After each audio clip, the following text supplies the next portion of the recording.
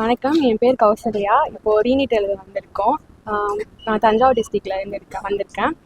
இப்போ வந்து முன்னாடி பார்த்தீங்கன்னா மே 3 அப்போ கடந்த நீட் எக்ஸாம் எழுதணும். அது வந்து எங்கேயோ பேப்பர் லீக் ஆனனால திரும்ப ரீநீட் எக்ஸாம் வச்சாங்க. அது யாருமே எதிர்பார்க்காத மாதிரி தான் திடீர்னு ட்விஸ்ட் வச்சாங்க.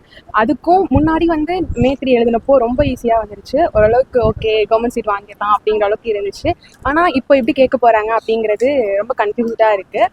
ஓரளவுக்கு ப்ரிப்பேர் பண்ணியிருக்கோம். பட் எக்ஸ்பெக்டட் கொஸ்டின்ஸ்லாம் வந்துச்சுன்னா நாங்கள் நல்ல மார்க் எடுக்கிறதுக்கு கொஞ்சம் யூஸ்ஃபுல்லாக இருக்கும்.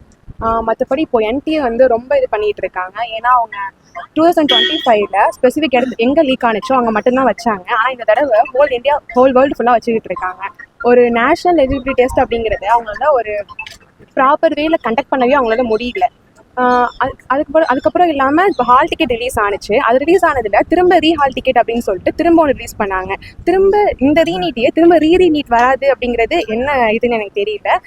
அப்படியே வந்தாலும் எங்களால் திரும்ப கான்ஃபிடென்ட்டாக போய் எழுத முடியுமா அப்படிங்கிறது தெரில.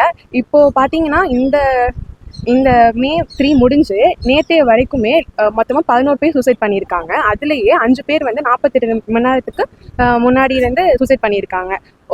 இந்த எக்ஸாம் ரீநீட் வைக்கிறாங்க. அது வந்து அவங்களுக்கு ஓகே லீக் ஆகுது அப்படின்னு வைக்கிறாங்க. ஆனால் ஸ்டூடெண்ட்ஸோட மென்டாலிட்டி அப்படிங்கிறது அது படிக்கிற அந்த ஸ்டூடெண்ட்ஸ்க்கு மட்டும்தான் தெரியும். ஆனால் ரீநீட் வைக்கிறது அப்படிங்கிறது எங்களுக்கு சாட்டிஸ்ஃபேக்ஷனே கிடையாது. ஏன்னா அவ்வளோ பேர் நல்லா எழுதியிருப்பாங்க. நல்லா எழுதாதவங்களுக்கு இது ஒரு கோல்டன் சான்ஸ் அப்படின்னு சொல்லலாம். நல்லா எழுதியிருக்கவங்களுக்கு அப்படின்னா இது வந்து அன்சாட்டிஸ்ஃபைட் தான்.